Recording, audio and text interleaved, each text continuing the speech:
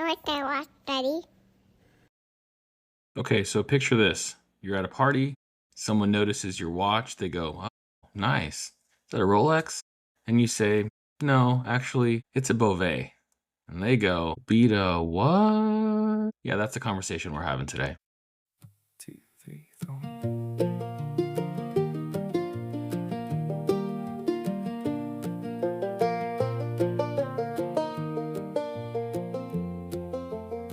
I got a box in the hall full of old steel prayers, little gold windows and tiny ticking chairs.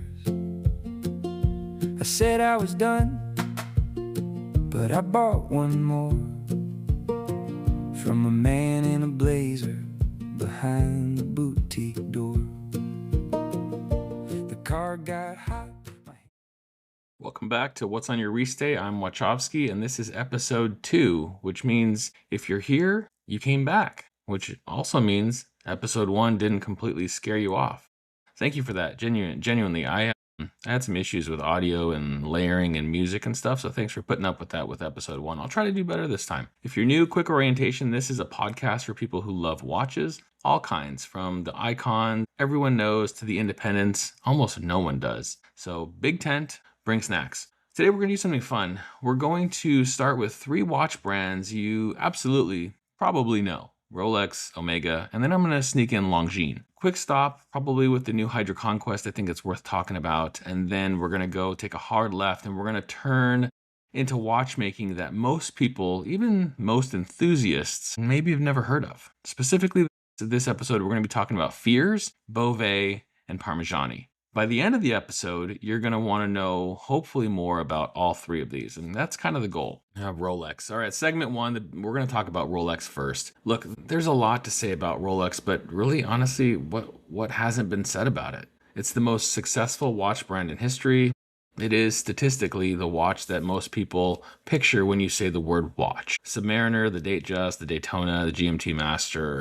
These aren't just watches at this point, they're kind of cultural objects. And so here's my honest take on these, because I want to be honest with you as much as possible in this show. Rolex deserves the success. They make extraordinarily reliable, extraordinarily well-engineered watches. The cases, the bracelets, the in-house movements, the tolerances that they hit at a volume that they hit, it is a marvel of industrial watchmaking. And you can ask anyone at any level from any brand and any watchmaker, if what they're doing is insane, they will completely disagree with you and tell you no, it's absolutely insane what they're doing. Anyone who tells you that Rolex is overrated either hasn't actually handled a modern one or is trying to sound interesting at a watch dinner. So just be aware of that. Now, with that said, the waitlist culture, the secondary market lunacy, do you have a relationship with the boutique nonsense? That part's gotten weird.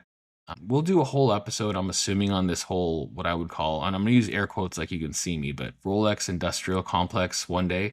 But for now, let's just say that Wachowski loves the watches and is slightly mystified by that whole culture. Then there's Omega. Omega is, for me, in many ways, the most interesting of the big mainstream brands. They've got history that nobody can touch, the Speedmaster on the moon, official Olympics timekeeper, James Bond's wrist, the original coaxial escapement and that whole story behind it. Their movements have, over the last 15 years or so, become genuinely world-class. METAS certified, anti-magnetic, accurate, robust.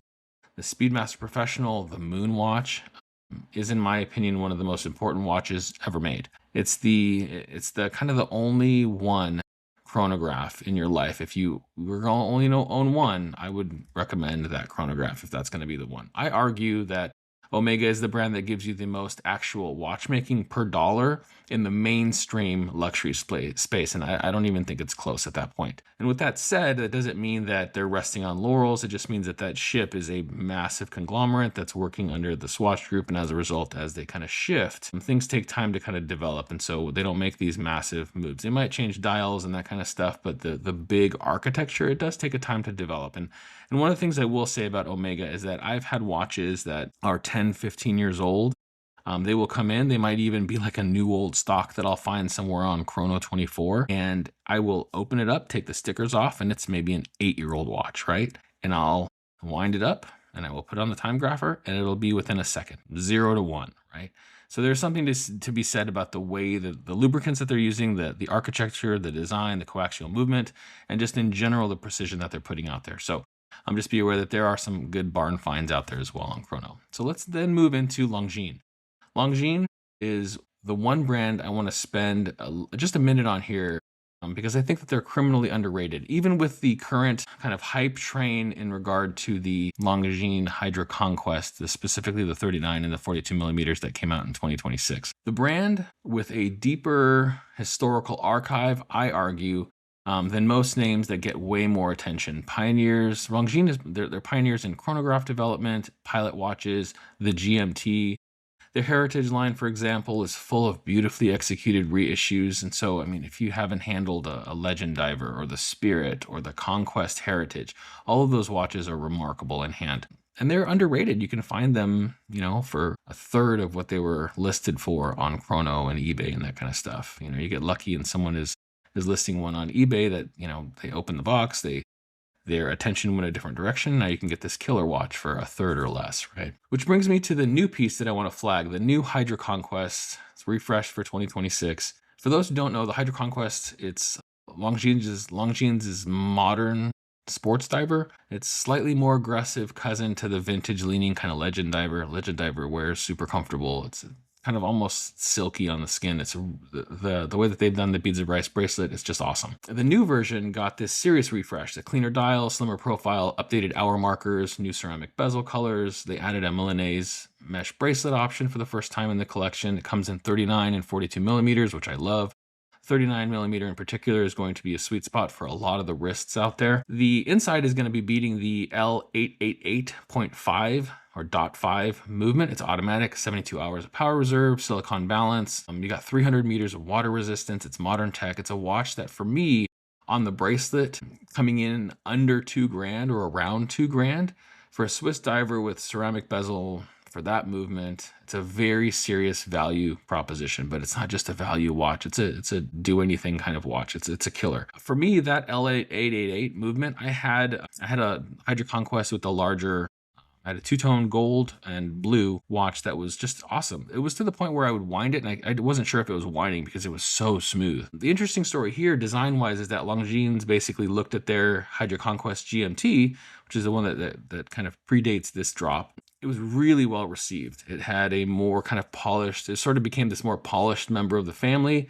They pulled the standard three-hand model, and they pulled it towards that same visual discipline. And I think it was a smart move. The old Longines HydroConquest, it had kind of a busier dial, had bigger Arabic numerals. The new one is more restrained. I would argue that it's more grown up, and it's way more wearable. Now, I loved the previous model of the HydroConquest, and I was in a minority. I like quirkiness. I like things that are strange and unique and different, and I thought having big Arabics on there and the way that the watch was designed, and I also thought the bezel action was loud. I like that. I like being able to go underwater and click the bezel and hear it clicking, and when I bumped it with a gear, I would know if I clicked my bezel so that I would be able to go double check my time under, right? For me, is the Longines HydroConquest the most exciting watch of the year? No.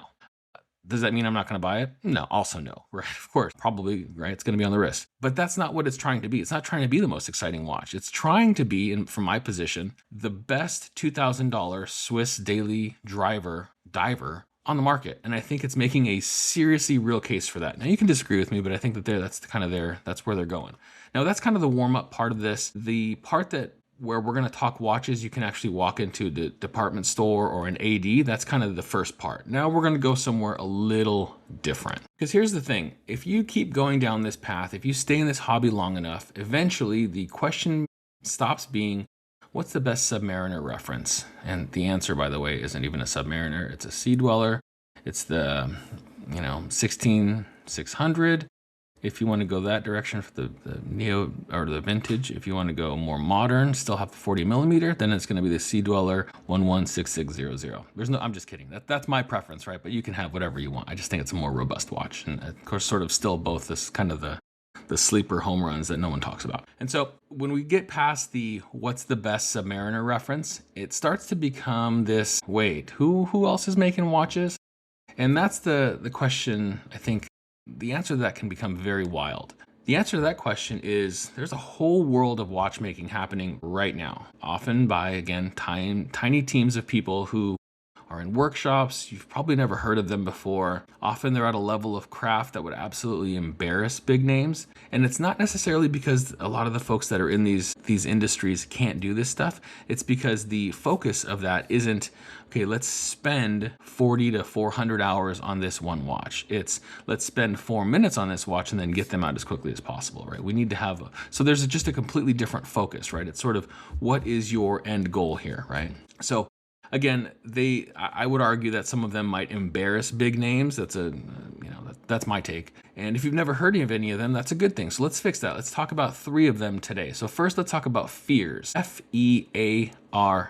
We're going to bring up Fears of Bristol. And saying that is, just at the beginning, seeing Fears across the top of the dial. Some folks may not even know what that is. Now, here's the thing that's crazy is when you get back into Fears, Fears is a British watch brand. They were originally founded in 1846. Yeah, 1846 in Bristol, England. So they had a long run. They made watches and clocks over 100 years. And then, like a lot of the British watchmaking, they got steamrolled by the quartz crisis. And the brand effectively went dormant in about the 1970s. And then fast forward to 2016 and a guy named Nicholas Bowman Scargill, and credit where credit's due, that is literally the most British name I have ever encountered in my entire life, decides to bring this brand back. And here's the kicker, the crazy part, right? Nicholas is a direct descendant of the original founding family. He's 5th generation. This dude isn't like private equity coming and reviving some brand, right? Or trying to bring them up from the ashes. I'm not going to name any names, Bremont.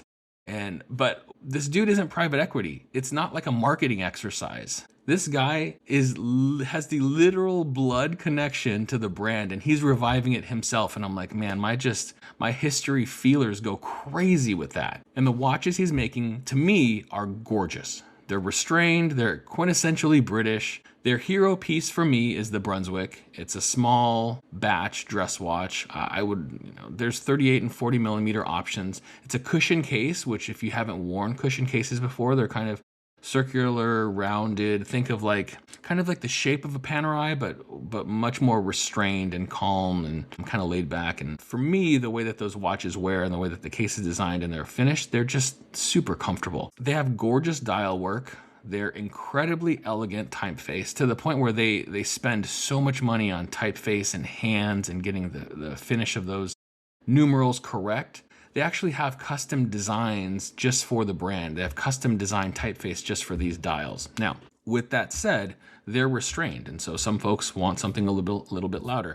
My position is that these are, again, they're very in line with a Cartier. If you're thinking of like a Santos, for example, and you're in between, you're like, 35 millimeter, which I wear a 35 millimeter and I really enjoy it. I have a 7.25 inch wrist and I really enjoy the Santos, the medium. I think for me, those Cartiers need to wear a little bit smaller. If you are looking for that kind of do anything type of watch, I can't make an argument of a better watch, and I wouldn't even say alternative. I think it's a solid watch. If you're looking at the Fears Brunswick, even 38 or 40, I wear a 40. That watch is kind of a do anything, go anywhere. You can wear it with a suit. You can go swimming with it. It's 100-meter water resistant. It's got a screw down crown. It's gorgeous. You can swap straps on it. It has quick release spring bars for their bracelets. I mean, it's just, for me, it's a solid watch that really nobody talks about, and they're not crazy expensive. You can get them pre-owned for about a third of what your Cartier is going to cost, and new, you can probably argue that they're a little bit less than half. So. And I think that they have robust build, they're solid, and they look stunning in person. So my sidebar as I digress from that. Now, what I love about Fears beyond that is that it's not trying to be loud. It's not chasing these trends. They're not trying to be the next Tudor or Nomos. It's doing its own thing. It's distinctly English in that respect. Distinctly considered. And I use that term a lot, considered, because I think when you look at these designs, sometimes folks will push out models really, really quickly. And Nicholas doesn't do that. He comes out with models that he believes will stand the test of time, that will have longevity in the brand, and that he has the equipment and know-how in his system to be able to take care of those watches for the next generation or two. So, when we're talking about being distinctly English, being considered, that the production numbers are tiny, and we're talking hundreds of watches a year, not thousands, right? Now you're getting into small luxury watches that almost no one will recognize, but everyone who knows this stuff will immediately respect. And so fears to me is in that conversation. Now, that's kind of like in regard to prices, they're using Le Jour Perret movements typically. And so it's going to put you into kind of this entry, and I hate using that term because thousands of dollars is a lot of money. So entry in air quotes for watch people, because if you know, right? So now if we move a little bit on the other end of the spectrum, and we're talking about now money like Jay-Z money, right? You get into Bovet. We're going to crank this dial way up, and Bovet now becomes in the conversation. Bovet. Bovet 1822, founded, as you can guess it, in 1822 by Edouard Bovet, and it's Edouard, and the E has an accento on top of it, right? He made his name absurdly by making these crazy, absurd, elaborate pocket watches. And they were really kind of being sold to the Chinese imperial market in the 19th century. And so we're talking about watches that were hand-painted enamel miniatures. They were hand-engraved cases. They had pearl set bezels, the works. And it was mad. It was just insane, but beautiful objects. And so when you hear the history of Bovet, you're going to hear that they have hubs, or kind of their founding wasn't just in Europe, it was also in China, right? And so Bovet makes watches, but they're weird. And so in kind of, for me, again, for the most independent and beautiful watchmaking way, first, they own their own movement manufacturer. Most independents, they have to buy their movements from suppliers. Nothing wrong with that. You get reliable movement, so there's nothing wrong with that. Bovet owns, you're going to see the word a lot, Dimier, Dimier, right? Dimier, which means that every component, every escapement, every mainspring, they're designed and made in-house. And that alone puts Bovet in this kind of rarefied air. Second, they specialize in what's called the Amadeo. It's a convertible case system. Picture this now. It's a watch, but then you can unscrew it and it becomes a pocket watch. And then you can put it on your desk. And now it's a desk clock. It's one object, it's 3 watches. It's a patented system, it's beautifully engineered. No one talks about it. Why? Because it's not a stainless steel sports watch. Third, and this is the part that makes Bovet, it's artistry. It's hand engraved cases. They have hand painted dials. Now, they're not just doing this in some factory. When we get into Bovet and we talk about that, they build these watches in a castle. Literally, there's a Bovet manor. There is a castle that these people go to and then work there. If you're going to go to Bovet, for example, and you want a watch built for you, you can go get something bespoke, and you can actually go into the castle and meet with them and go through every single step of the process of getting your own custom watch built, which, again, when you're talking about the hype pieces and the professional athletes, there is one road that's taking people down the hype train, and they're putting all of their Instagram stuff up. And then there are other people who are, again, I'm going to use the word considered, and they stop and they're actually going through and they're building watches side by side with these watchmakers and these artisans. And then for me, again, you talk about hand-graven cases, hand-painted dials, tourbillons, that they're not only mechanically extraordinary, but they're visually extraordinary. Bovet's making watches that look like art objects. And so there's this piece, there's a whole line of recitals. It's RECITAL. The 22, I personally adore the 12s that have come out. They have this offset dial. They basically have inverted it. And so what they've done is they've taken the most beautiful part of the movement, which is typically on the back, and they've thrown it to the front, and then they've offset the dial to the right. And so when you're looking at your watch, they have the movement architecture. You're going to see your escapement and all of the you're going to see your balance wheel, and all of the inner workings of your watch will be on the front of the watch to the left. They'll have a power reserve meter at the very top. And then when you flip your watch over to the back, you're actually seeing what is theoretically the dial side, which is, again, a part of the watch that most people will never see unless you actually go do some modding or modifications to your watches. So you won't see the dial side of the movement. And so it's beautiful, because what you're seeing on one side on the back, the dial, or the dial side that's always covered up. And on the front of the watch, you're seeing all of the inner workings that are stunningly finished, right? And that's on the Recital lines, but Recital 12 for me, again, I have a soft spot for that watch. Being able to have it in titanium, super, super light. The fact that they designed their own bespoke bracelet, also pretty awesome. But when you get into the 22 and the Grand Recital, you have this tellurium. you have this watch that shows the position of the Earth, the moon, the sun, all in real time, and they're all rotating with a moon globe, and that's all on your wrist. It looks like something from like a Jules Verne novel. It's nuts. Now, Bovet is what happens when a brand says, look, we're not going to compete on logo recognition. We're going to compete on being the most extraordinary, the most theatrical, the most maximalist watchmaking on planet Earth. And honestly, I think that they are absolutely winning that race, because the fact that people don't talk about them, to them, I think is almost like we're doing this right. Fair warning though, that these watches are not cheap. They're firmly in 5 figures and up territory, 6 figures for some of the more bespoke stuff.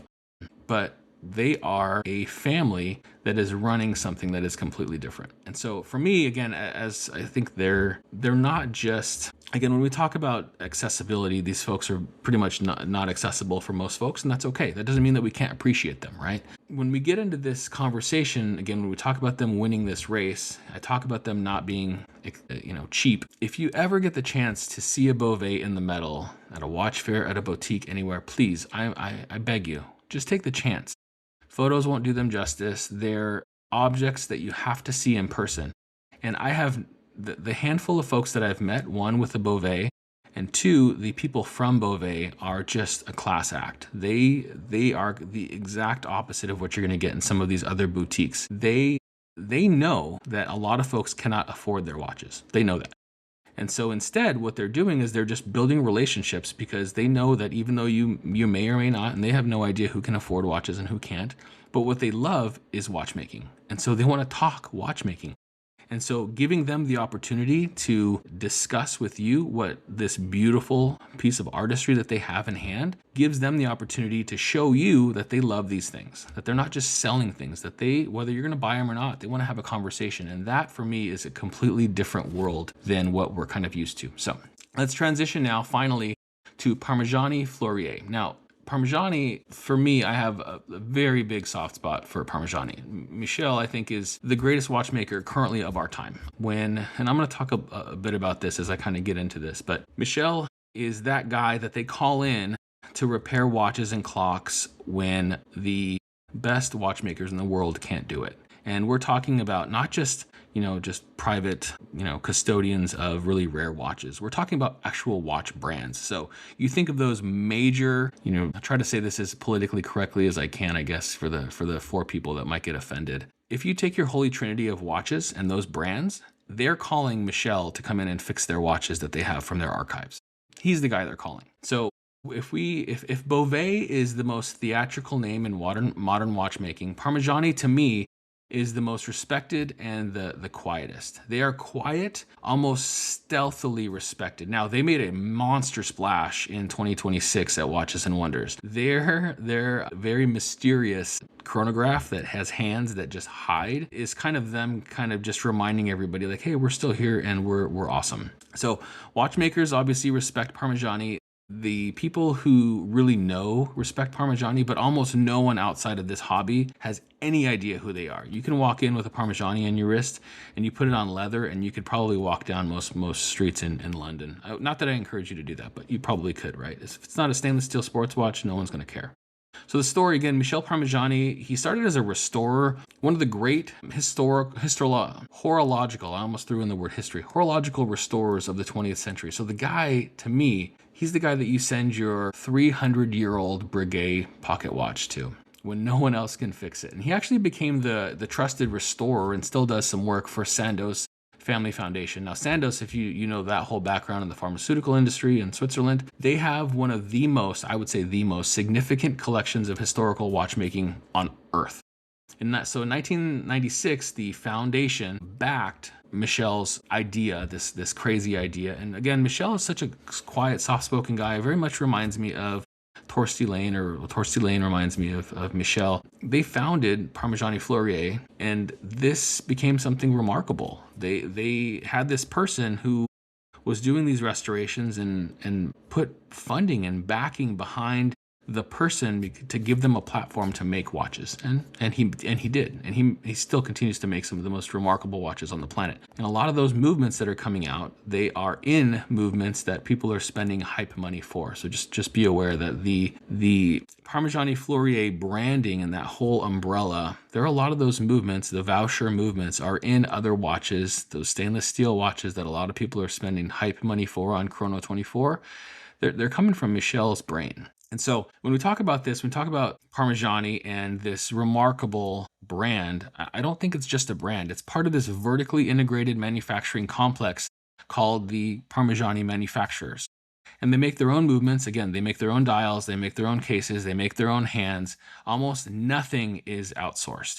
And when you look at their watches, again, they have a partnership with Hermes, and so their leathers for their straps are coming from Hermes. And so that partnership, it's ridiculous. So this is what I would argue is a true manufacturer and what this actually means, and almost nobody else can claim that at this level. Now, we talked about Bovet, we talked about Parmigiani. In 2021, Parmigiani released the Tonda PF, and the watch world quietly, again, in our circle, right, it lost its mind. The Tonda PF is, and I'm going to make a strong claim here, it is one of the best integrated sports watches made in the last 20 years. It's that good. The bracelet is stupid comfortable. It's the watch that Hodinkee crowds, the watch fair regulars, those people that they can have any watch in the world. This is the watch that they wanted. The crowd has been going crazy for this stuff for a while. It's beautifully proportioned. There's this knurled platinum bezel even on steel models. Their movement finishing is exquisite. It's restrained, it's confident. And again, you're going to see sort of my take on this stuff as well. In one part of my love for this stuff and obsession, I like restrained and quiet luxury and under the radar. And then the other stuff, I like Mr. Jones, right? And so there's this incredible quietness to it. It's really the opposite of a logo flex. Parmigiani, it got to the point where, they were kind of going into the Moser world as well. They took their name off of the dial. They just put the logo. They just put PF on it. And again, we talk about that. They're not going to shout about what their brand is about, but the price of admission for Parmigiani it's real. The Tonda PF starts in serious money territory, and the complications can go way up above that. You're talking, $20,000, $30,000, $40,000 and upwards of $100,000 for some of the more bespoke stuff. But again, now this is going to sound insane, and I realize how insane this is when my significant other will hear this eventually someday. Maybe she won't. Maybe she won't listen to this. I argue that it's actually a fair price compared to what some of the obvious alternatives are. And again, that's a sentence I rarely get to say in this hobby. Okay, so now let's bring this home. Why am I doing this? Why are we spending an episode pulling people from Rolex and Omega over to brands they've never heard of? My goal isn't for you to have a watch on your wrist that you're not happy with. So if you're stoked with your Rolex or Omega, which I have Rolexes and Omegas and I love them, they're awesome, that's okay. But why am I pulling you towards these other brands possibly that you maybe have never heard of or haven't considered before? Because I think it's the most fun part of being in watches. I think the Rolex on your wrist is going to impress your boss, your in-laws, maybe the dude at the valet, maybe some of the people that you went to high school with. Yeah, that's real. That is real. There's nothing wrong with that. And I'm not against any of you or any part of our egos or our dopamine hits when that happens. Fine. But the fears, the Bovet, the Parmigiani, those are the watches that when the right people notice, you suddenly go from somebody noticing to having a friend. Like it's weird. You immediately go from someone going, is that a Recital 12 in turquoise? And then all of a sudden you start talking. And this happened to me. We were at a work function, and someone came up and said, "Hey, I like that watch." And we started talking a little bit. And I said, "Oh, you got the monochrome. You have a Tudor monochrome." And he kind of almost was like shy about it. And I was like, "Whoa, whoa, whoa, whoa, whoa! I love that watch." I said, "I have that watch. It's remarkable." I said, "The bezel action on that watch is awesome. The bracelet, the tech, all of that. I love that watch." And so that kind of just turned into this friendship, right? And so watches can become conversation starters, yeah? And so I think at some point he was kind of concerned about, well, this dude has this watch on and I have this watch on and there's this tiering. And I was like, no, I love that watch. So you're just beginning to have a conversation, right? And at the time I had a different watch on. And so one that he hadn't heard of, right? One of the three that is in this episode. And so it just turned into this thing that becomes this, right? Again, you have a friend. I think because the only people that will recognize those names are people who care. People who've gone deep. And that's kind of the connection. The big brands are how you signal status. And I think independents are how you find your tribe. And that's what I want to leave you with. This hobby is much bigger than what's in the duty free at the airport. There are people out there making genuinely extraordinary watches in tiny numbers. There are more of us and more brands than we know about, and there's more workshops that are doing what they're doing. And so let's be honest. Let's keep doing something and finding something that's deeply satisfying and wearing a watch that no one recognizes and being completely fine with that. Maybe we even prefer that. And that's episode 2 of What's on Your Restay. If you enjoyed this, if you learned a brand today that, maybe you learned about a brand that you want to go look up when the second episode ends, do me a favor, tell one person about this show. Just one. That's how this thing's going to grow. Next episode, we're going to do something completely different. We're going to talk about the watch that started it for me. And I want you to come ready with yours. So until then, I'm Wachowski. Take care of yourselves and wear something good. I like that watch, Daddy.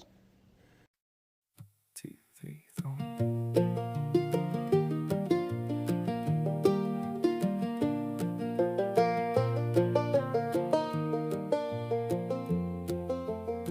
I got a box in the hall full of old steel prayers, little gold windows and tiny ticking chairs. I said I was done, but I bought one more from a man in a blazer behind the boutique door. The car got hot, my hands got slow. She said, baby, where'd the money go? I said, I swear, just one more piece. Then the dealer smiled and set me free. Wrist game on point, wrist game on point. I dress like a drifter, but I glow on my joint. Wrist game on point, wrist game on point. Who needs to eat when the bezel's this fine?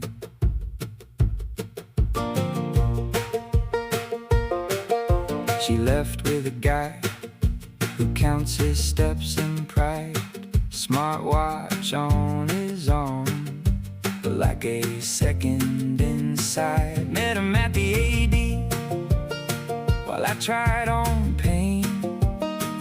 Now he's got her number and I got my chain.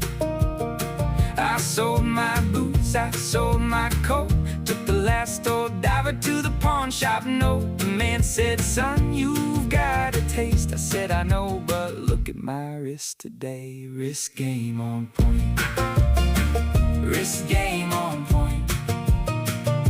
I dress like a drifter, but I glow on my joint. Wrist game on point, wrist game on point. Who needs to eat when the bezel's this fine? Maybe I'll quit, maybe not tonight. There's a moon phase winking in the kitchen light. If love won't stay and rent comes due, I'll be broken style with a dial that's true. Wrist game on point, wrist game on point. I dress like a drifter, but I glow on my joint. Wrist game on point, wrist game on point. She took the guy, I kept the shine. Wrist game on point, wrist game on point. Who needs to eat when the bezel's this fine?